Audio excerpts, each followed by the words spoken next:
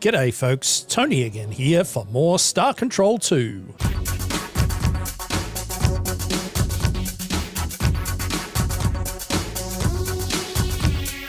We are back at Earth with a full load of expensive stuff to sell. Let's go and have a chat with the Starbase Commander and see what he has to say. Greetings, Captain Clapton. I'm ready to assist you.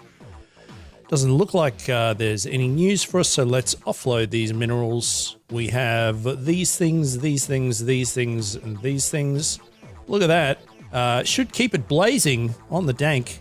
Tell me all about it. So, 13,424 resource units. That's a lot. So let's go to our starship, and we'll do our fuel restocking. Filling things all the way back up. We have ourselves some of those Hellfire cannons at the front. I think we might actually sell one of those point defense lasers that we've got there at the front and replace it with a Hellball cannon, because I think it will be better served with those big guns right there at the front. So that's the point defense taken care of. We'll where are they? Chuck the Hellball there at the front. And I think we should probably also remove some things. I think we've got dynamos there at the back that we can remove and try to replace those with the Shiva furnaces. So they should be here somewhere as well. There they are, 4,000 each. We got more than enough for that. So let's plonk those in there. Combat energy 180. We've got our maximum velocity and turning rate sorted out. So what have we got here now? We've got ourselves 3 Hellball cannons at the front. We've got a point defense at the back, 2 Shiva furnaces, an automated targeting system, a couple of high capacity fuel tanks.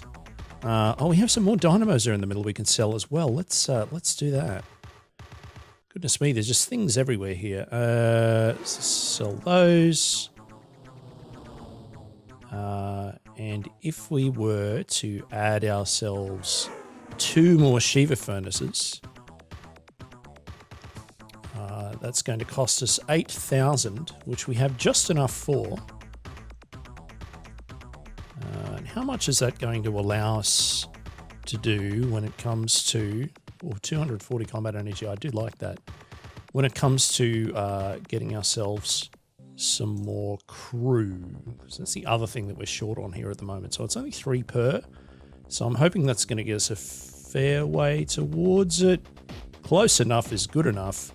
We're only 2 shy there of our maximum capacity. We're down to 4 resource units.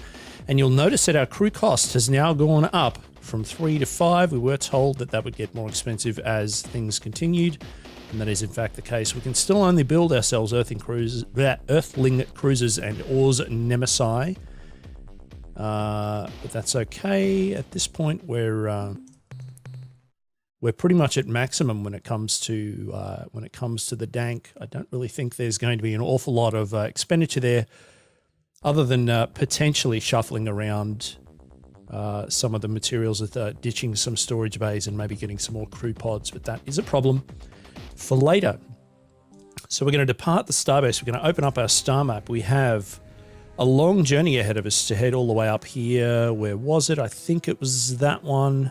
Alpha Pavonis, all the way up past Aralu space. There should be a straight line to that. That is where the Ur-Quan dreadnought wreckage should be. So let's get a move on and try and get a head start on grabbing this warp pod and all of the other various things that is hopefully going to allow us to do. Our major sort of concern here is increasing our maneuverability around the galaxy, because we have a bit of fandangling to do when it comes to politicking and trying to formulate and maintain alliances, build ourselves a larger coalition of potential ships, because we're going to have to blow a whole bunch of things up. I would assume in the name of galactic peace. So let's see how that works out. If I recall correctly, I believe we've had a couple of things that have indicated to us where the mob who are controlling the Slylandro are based. The Zokfot Pick, if you remember them before they were eradicated forever ago, indicated a kind of like a line or direction in which to go, which indicated the northwestern corner of the map, and that was then backed up and confirmed by something that the Melnorm said. We are heading up into that general direction right now, so while we're in that corner of the map, we'll try and find a number of different things to do, so we can zip around that space, provided that something doesn't throw us a curveball and have everything go horribly pear-shaped. But yes, we'll do some exploring up in that area as well. And of course, keep our eyes peeled for biologicals and for the more expensive resources.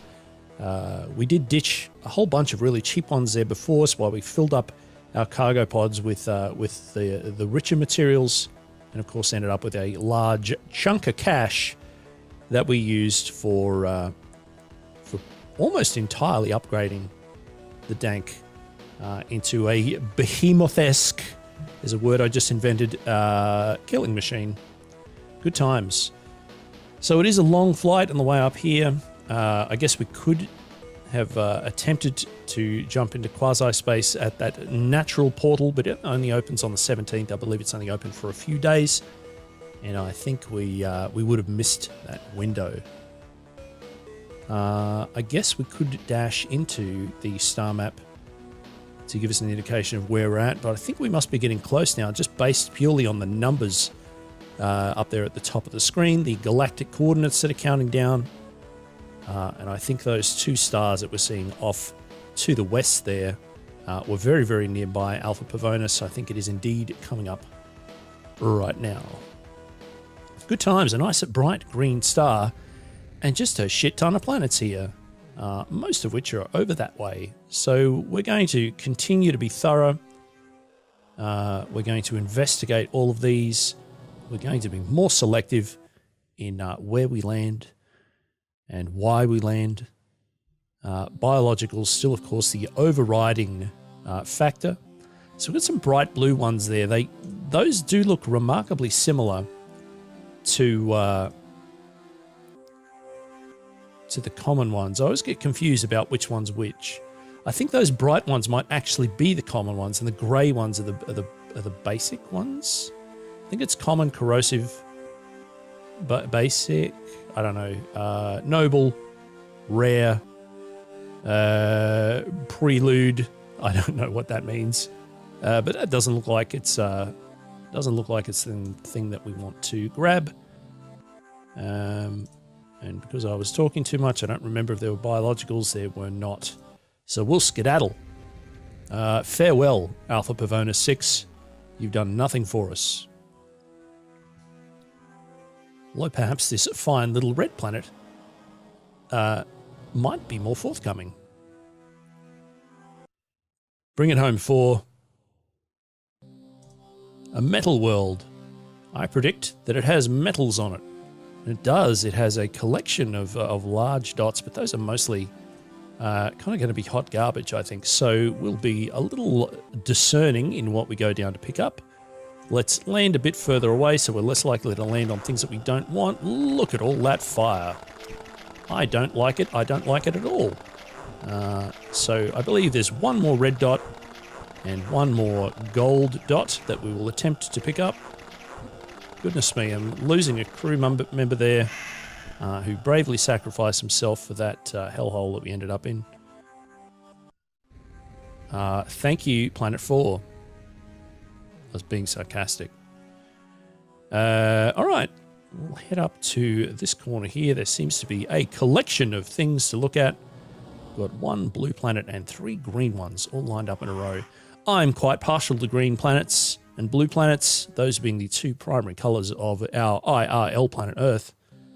A noble world, covered in nobles, those are probably worth picking up. And an energy reading. Could this perhaps be the Dreadnought? It's also covered in biologicals. It's a veritable cornucopia of things that I want to drive this vehicle over. So let's get on with that. We might try and save the dreadnought for last. We're going to shoot these worms and other odds and sundries. These land jellyfish who are immune to fire, apparently. Ow, stop killing my folks. I need them for science and things. So there are a bunch of stationaries. They're nice and straightforward to take down. It doesn't look like anything here is particularly fast moving. But there is still a rather frustrating lack of fidelity in our shootiness. But I think I'm getting better at it. Ow, quit it. These stationary things are not really things that we've seen before. They look a little bit like lava pots. Little pots of lava. Would it perhaps be the first game that contains lava pots? I don't know. More jellyfish, good times. How are we doing on material to pick up there? I think we're going to be pretty full on the biologicals pretty soon. This one here is probably going to do it. So no point in shooting any more of them just yet. We'll collect all of these other things before we head back up to the vessel. We've lost more crew than I had expected. I've been hearing the little sound cues, but not really paying that close attention to things. That's all right. I refuse to believe that this is only a Class 2 weather and tectonics. That seems like bullshit to me. I think our scanners might be a little off. All right. I have driven the long way because my brain forgot that this is a wrapping map. More lava pots, delicious. More land jellyfish. Possibly not as delicious, but I don't know. Get him, get him, get him. Good times. One more. There we go. All right, let's go and find out what this thing is. Report from surface. Captain, we have located the wreck of an Ur-Quan dreadnought here on the planet's surface. The fact that there is anything but a hole in the ground indicates that the vehicle must have had some engine power left to soften its crash. Most of the dreadnought is just so much alien junk. We have made hollows of everything, but I don't think it will be much use to anyone but those egghead xenosociologists back at the base. We have found one piece of equipment which is relatively intact. It is a huge hyperspace warp pod. The starboard unit, I think. We will bring it aboard. End of report. Good times. That's it. We did it. Is there anything else there that we can find? Let's go back and have another look. If we just dunk into this thing, I guess we're done. Ain't nothing there, so it's fine. Off and away we go. Hey, well done, everyone. We found it. That is definitely worth a save game. To celebrate, let's watch this waiting screen. Good times. Little opportunity for us all to reflect there on how far we've come. So Alpha Pavona 7, that's the thing that we were sent here to look for. We're still going to finish our surveying of all of these other places. We've come all this way, we may as well get as much out of it as we can. And then we're going to have to figure out where to fly to next. I think perhaps the Slylandro investigation might be a cool thing to try. Those all look like garbage, so we're going to ignore them. Fortunately, we don't have to land to collect biologicals and then attempt to dodge all of the garbage that we don't want. All right, thanks Planet X. These are close together, so let's do a little tricky spin so that we don't accidentally fly through it. Good times. Is this one also going to be a washout? It's a copper world, covered presumably in copper. No, thank you. We don't really need that. Let's try again. Third time's a charm. These green worlds not really bringing us a lot of goodies. An alkali world, presumably covered in alkali. Nothing to see. Moving along. So 142 fuel will easily be enough to get us all the way back to Earth. So we should have a reasonable amount of capacity for zipping about. It's also worth keeping in mind that we can buy fuel from Azure World, from the Melnorm. And in fact, being able to call them to us with the hyperwave, I believe it's a hyperwave caster. They've mentioned it multiple times. A couple of other races I think have mentioned it too. Clearly it's important with a capital I. It's going to allow us to call the Melnorm to us wherever we are, so it is probably worth our time. I can't recall off the top of my head exactly who did or did not have it, so we should probably figure that out. Another alkali world with another bunch of stuff. We're going to ignore all of it. No thank you. So let's go to the star map. I think there was another Pavonis system real close. Beta Pavonis. Let's go there to begin with. And see where we get to.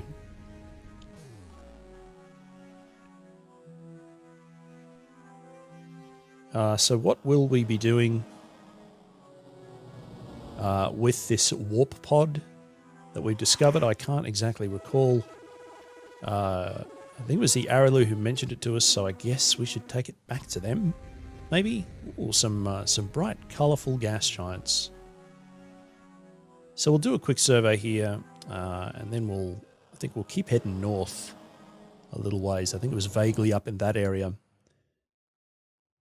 for the Sly Landro stuff.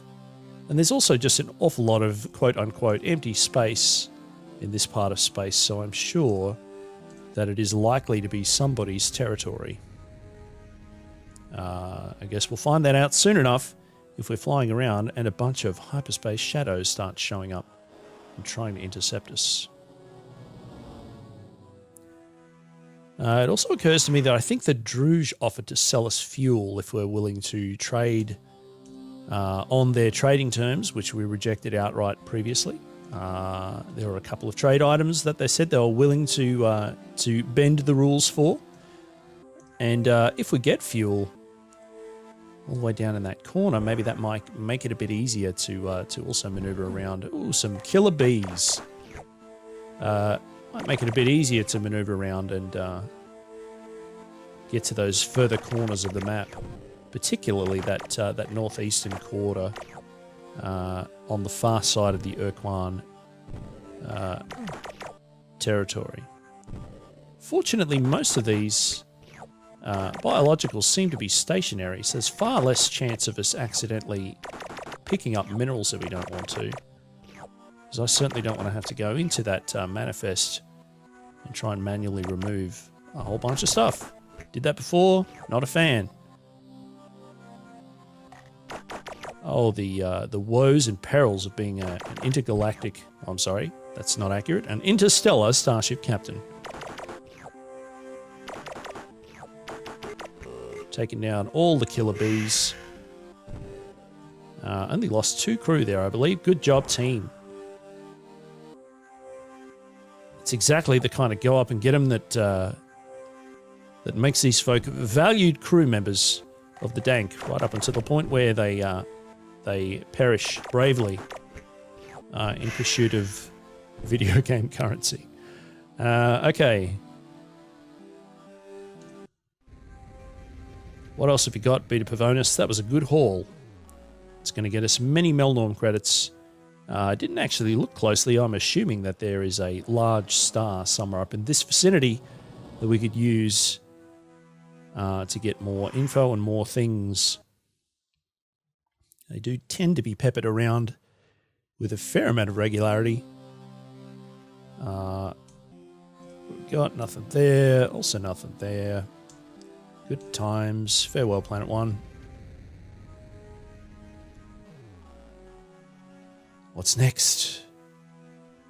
Planet 2! Let's hear it for Planet 2. Although it is green, we're not having a lot of luck with that right now, so I'm skeptical. Chlorine World. Smells like a very powerful swimming pool. No thank you.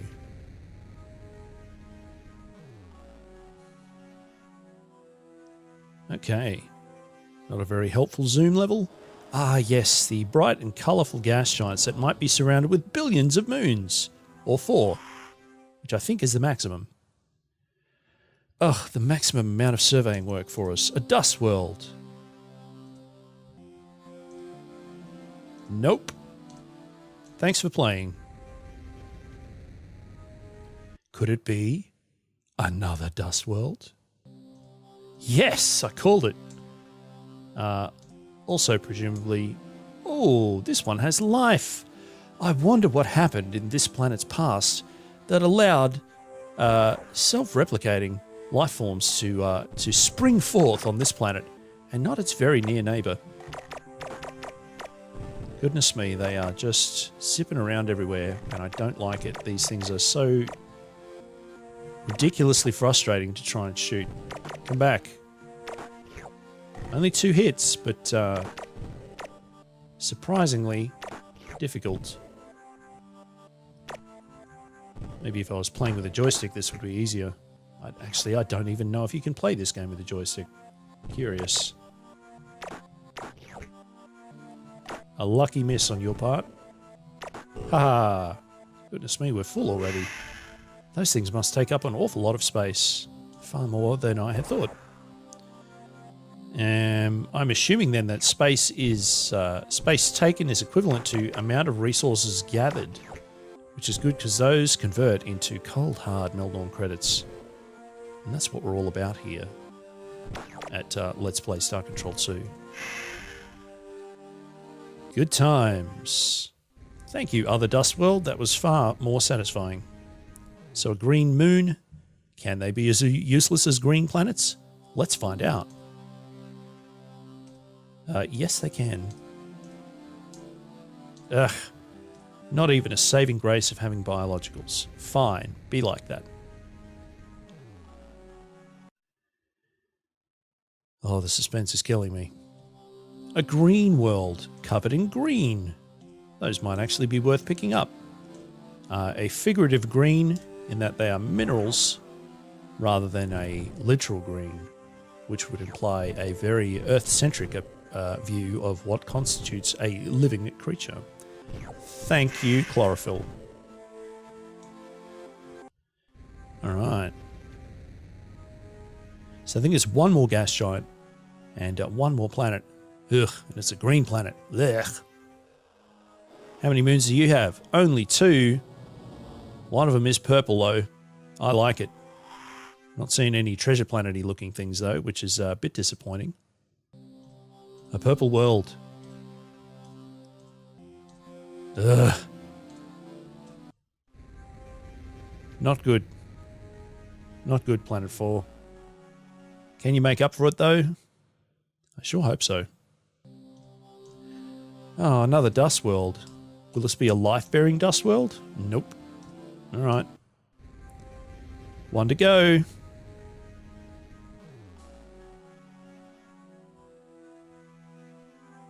Okie dokie.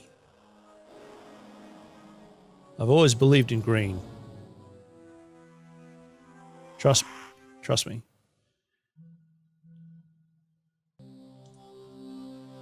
Ooh, some red dots. Worth our time, definitely.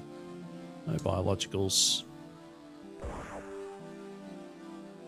Alright, here we go. Grabbing all the iodine. And some bromine. Oh, the delights. Excellent work. Okay. So, let's maneuver out here a little bit. Let's save the game. Not an awful lot that's been happening so far, but I don't want to have to do all that again. And let's have a look at the star map. See what we can see. The Pecunk's starting to move back, and that's okay. Now, the Zokfot pick were down here, somewhere in this kind of area here, before they were wiped out. So, yeah, I think it was somewhere around there.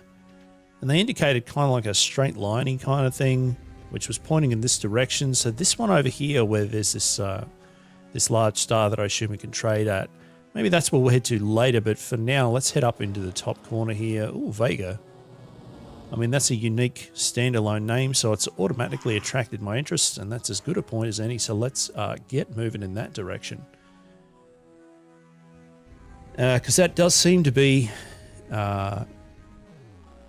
ballpark where this Okvot pick we're talking about. What will that mean for our fuel situation? Well, we carry 210 fuel, so getting down to 105 would imply that we're further than halfway. But we can always buy fuel at that large star because we have stuff that we can sell to a Melnorm should we need it. In terms of our timeline, I believe February 2159 is when worser things begin to happen. And we have managed to accomplish a reasonable amount now in this first sort of quarter of heading towards that deadline. So I'm feeling reasonably good so far. And here we are at Vega, and that's where we will leave it for this part of the Let's Play. Thank you so much for tuning in. A thumbs up if you enjoyed the episode. You can subscribe to the channel if you'd like to be notified when other episodes are released. There's a range of other things that we've got here that you can look at. Steve's still going on his Witness Let's Play. We have a bunch of stuff in the back catalogue. Lots of Caves of Qud, which is a game I really love and I'm looking forward to getting back to as it gets closer and closer to a 1.0 release. But I'm waffling. Could you please tell a friend if you think they might enjoy this? And come back again soon for more Star Control 2.